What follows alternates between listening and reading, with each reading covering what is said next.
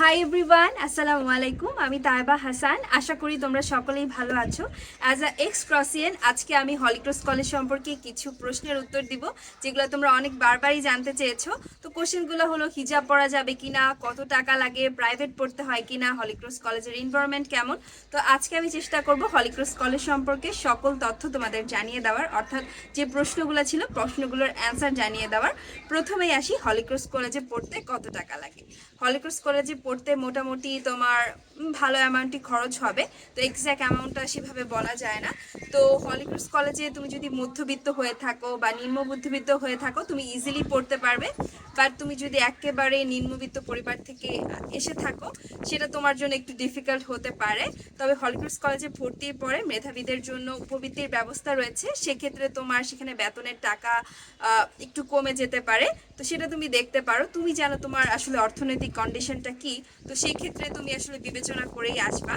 এরপরে আসি, হলিক্রস কলেজে হিজাব পরা যায় কিনা। সত্যি কথা বলতে হলিক্রস কলেজে হিজাব পরা যায় না। হলিক্রস কলেজ হিজাব, তারপরে হচ্ছে হিন্দুদের জবের মালা কিংবা খ্রিস্টানদের গলায় ক্রুশ যেটা পরে, কোনো কিছুকেই প্রমোট করে না। অর্থাৎ তুমি যখন কলেজে যাবে তুমি তখন শুধু কলেজের ইউনিফর্মটা পরবে। এবং হলিক্রস কলেজ মূলত তোমাকে মানুষ হিসেবে সবার আগে গুরুত্ব দিতে চায়, যাতে তুমি ধর্ম দ্বারা কোনো বিভেদের সৃষ্টি না হয়, যার কারণে কোনো ধরনের ধর্মীয় চিহ্ন বহন করে এমন কিছু পরা যায় না। সেটা হতে পারে তোমার হিজাব, সেটা হতে পারে তোমার গলার মালা, কোনো কিছুই না। এরপরে আসি, হলিক্রস কলেজে পড়লে কোচিং করতে হয় কিনা। সত্যি কথা বলতে হলিক্রস কলেজের টিচাররা অত্যন্ত ভালো পড়ান, এবং তুমি যদি তাদের লেকচারগুলো মনোযোগ দিয়ে শোনো, তোমার জন্য হলিক্রস কলেজে পড়ে আবার 2-3টা প্রাইভেট পড়ার কোনো প্রয়োজন নাই। তুমি একদম মানে অনেস্টলি আমি বলতেছি যে তোমার মানে কলেজের মাধ্যমে পুরো পড়াটা কভার হয়ে যাবে। সেক্ষেত্রে তোমার প্রাইভেট পড়ার প্রয়োজন নাই। তবে প্রাইভেট পড়ার প্রয়োজন না থাকলেও অনেকে প্রাইভেট পড়ে, বিশেষ করে আইসিটি প্রশ্ন অত্যন্ত কঠিন করে, যার কারণে অনেকে আইসিটি পড়ে, অনেকে ইংলিশ পড়ে। তোমার যদি মনে হয় যে দু একটা সাবজেক্ট যেটা তুমি কম পারো, তুমি চাইলে প্রাইভেট পড়তে পারো। তবে তুমি যদি প্রাইভেট না পড়েও কন্টিনিউ করতে চাও, কন্টিনিউ করতে পারবে। আমাদের সাথে এমন অনেকেই ছিল যারা তেমন কোনো প্রাইভেটে পড়েনি কিন্তু অনেক ভালো রেজাল্ট করেছে। এরপরে আসি, কলেজের নিজস্ব কোনো হোস্টেল বা হল রয়েছে কিনা। হলিক্রস কলেজের কোনো হোস্টেল নাই। তবে হলিক্রস কলেজের একদম বিপরীতেই তোমার হচ্ছে হোস্টেলের ব্যবস্থা আছে।